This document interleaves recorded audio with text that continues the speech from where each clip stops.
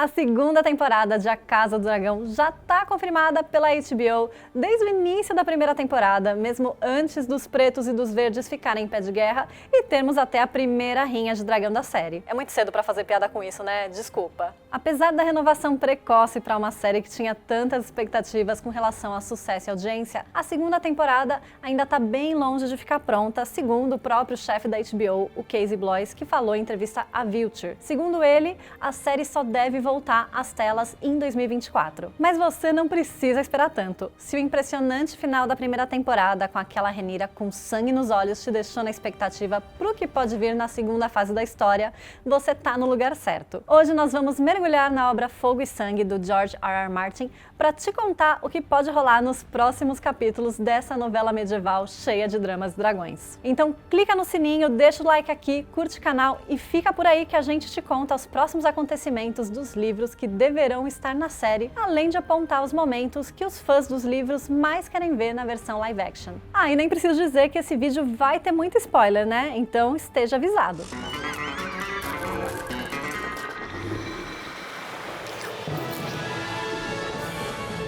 Depois de uma temporada inteira de conflitos, a Dança dos Dragões finalmente vai começar para valer. Mas não é porque os verdes usurparam os pretos ao colocar Aegon II no Trono de Ferro, nem por causa da reação da Rhaenyra à traição. E vamos lembrar que ela estava até considerando se ajoelhar para evitar briga, veja bem. O que realmente fará os dragões dançarem na segunda temporada foi a cagada que o Aemon Targaryen aprontou contra Lucerys depois da visitinha que os dois fizeram à Ponta Tempestade em busca de uma aliança com a casa Baratheon. Claro que ao contrário do que foi descrito no livro, que registra a história do ponto de vista dos mestres, os estudiosos de Westeros, a dentada final da Vhagar no dragão de Luke não foi a mando de Aemond, mas sim ali um ato de defesa da dragão.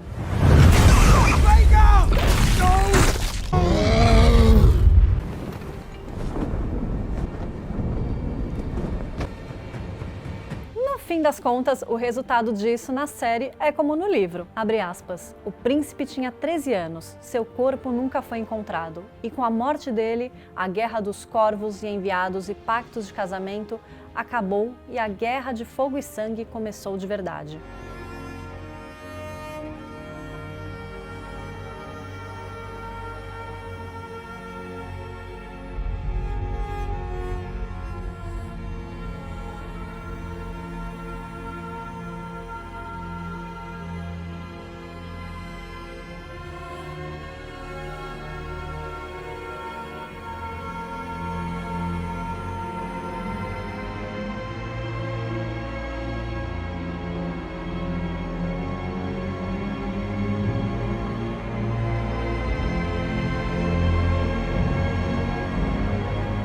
Supondo que a série não acabasse com a Rhaenyra sendo informada sobre a morte do filho, o próximo passo seria ver Aemond chegando em casa com o rabinho entre as pernas. Não sabemos se a segunda temporada vai começar desse ponto exatamente, mas se depender dos fãs da série, sim. Principalmente considerando a quantidade de memes que esse momento rendeu após a exibição do último episódio da primeira temporada.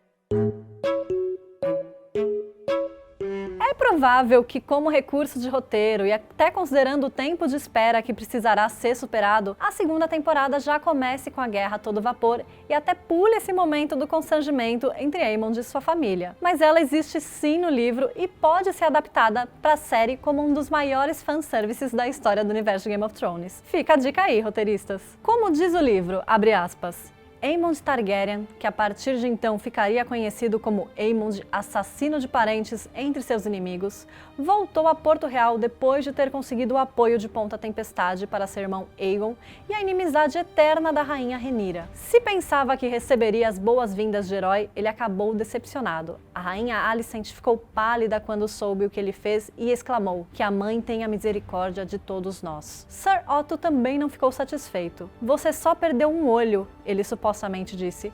Como pode ter ficado tão cego?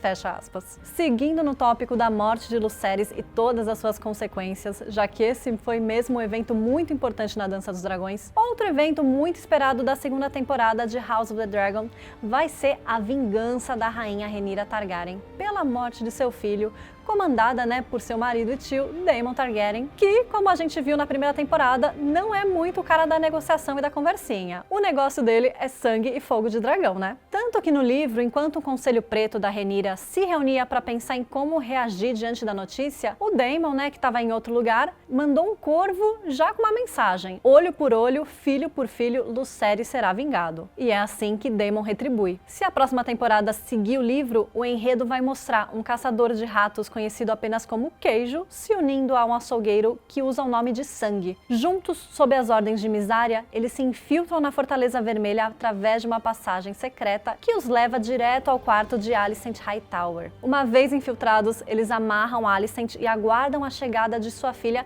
Helena, que é casada com o irmão Aegon, o novo rei. Juntos, eles têm 3 filhos, os gêmeos Jaehaerys e Jaehaera, que já apareceram na série, e um terceiro menino mais novo chamado Maelor. Quando Helena chega ao quarto com seus filhos, eles são surpreendidos e Queijo diz a ela que ela deve escolher um filho para morrer. Eventualmente, depois de algumas ameaças terríveis, sobre o que aconteceria se ela não escolhesse um filho, depois de ela pedir muito para que ela fosse morta no lugar das crianças, a Helena acaba escolhendo o filho mais novo, o jovem Maelor. Os assassinos, porém, acabam matando o primogênito Jaehaerys. Esse momento trágico vai colocar a rainha Helena em uma profunda depressão, principalmente porque ela vai precisar encarar o filho que ela mesma escolheu para a morte, mesmo achando que ele não entenderia o que estava acontecendo naquele momento. E isso, tempos depois, vai resultar no suicídio dela, que vai se jogar das janelas de Porto Real. Tenho a impressão de que eu já vi isso antes.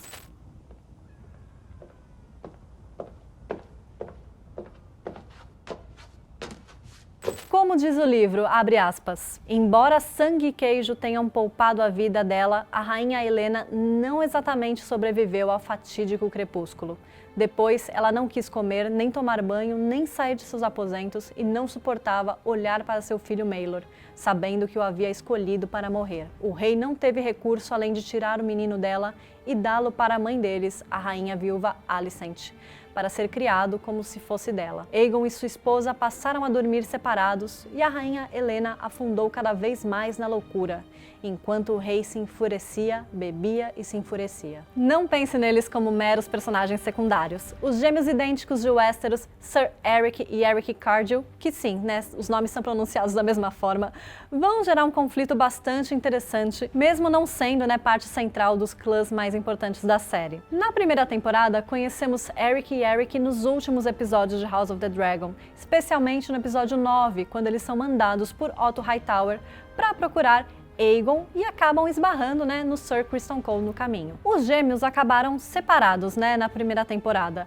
O Eric com E foi jurar lealdade a Rhaenyra, enquanto o Eric com A ficou em Porto Real com os verdes. E agora a segunda temporada deve colocar os dois em confronto direto. A mando de Criston, o Aeric se infiltra em Pedra do Dragão como Eric para matar Rhaenyra ou seus filhos, O material de origem da Casa do Dragão mantém isso um pouco ambíguo. Mas essa missão dá errado quando o Aeric encontra o irmão e os dois começam um confronto lendário nos corredores da cidadela. Eles lutaram por 1 hora, dizem os relatos, e morreram nos braços um do outro. Poético? Estranho? Vamos ver como vai ficar na adaptação. Muito provavelmente é a partir deste segundo ano que a gente vai ver batalhas épicas como aquelas que nos conquistaram em Game of Thrones. Para começar, Daemon toma Harrenhal, ainda que sem sangue, e logo depois começam a eclodir várias batalhas envolvendo as casas aliadas dos dois lados. Uma das principais deve ser a do Pouso de Gralhas, que promete mais momentos grandiosos para Rhaenys. A rainha que nunca foi vai à batalha com a sua dragão Meleys, mas ela vai ser surpreendida por Aegon e Aemond com seus dragões Sunfyre e Vhagar. O que acontece em seguida é uma batalha memorável, mas que infelizmente resulta nas mortes da Rhaenys e da Meleys, e também deixa o Aegon muito debilitado,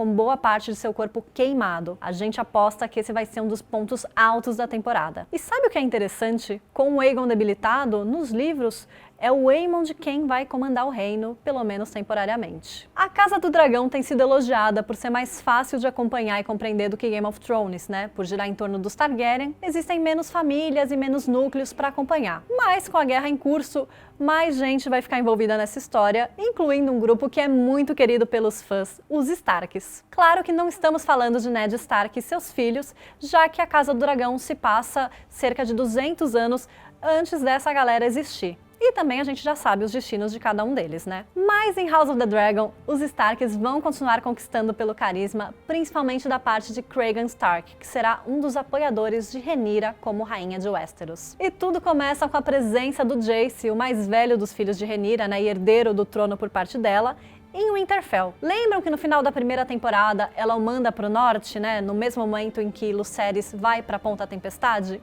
Então, conhecido como Lobo do Norte, Cregan Stark torna-se senhor de Winterfell e Guardião do Norte após a morte de seu pai, Lord Rickon. E ele não é apenas um dos melhores cavaleiros do reino, mas também é considerado uma presença intimidadora e dominante, um líder forte. Ele comanda um grupo de soldados conhecidos como Lobos do Inverno, um grupo de guerreiros do norte mais velhos e durões que a Rhaenyra foi bem esperta de garantir para si. A gente deve vê-los em ação um pouquinho mais pra frente, né, nas batalhas por vir, mas por enquanto, só de voltar para Winterfell já vai ser muito bom, né? E ainda em Winterfell, é possível que a gente veja o Jace se envolvendo em um triângulo amoroso por lá. No norte, o Jace passa um tempo com o Lord Cregan, de quem ele acaba se tornando um bom amigo. Eles firmam o Pacto de Gelo e Fogo, sob o qual a primeira filha de Jace seria enviada ao norte para ser criada lá e se casar com o herdeiro de Cregan quando tivesse idade. Há rumores, porém, de que Jace também, nesse meio tempo, tenha se casado com a meia-irmã de Cregan, Sarah Snow, que sim, ela tem esse nome por ser uma bastarda e não uma Stark legítima, concebida fora do casamento. Mas temos que ressaltar que isso não é levado muito a sério no livro, e ainda vai bastante contra a construção de Jace na primeira temporada de House of the Dragon, já que ele se mostrou sempre muito leal e respeitoso com a sua prometida, Baela.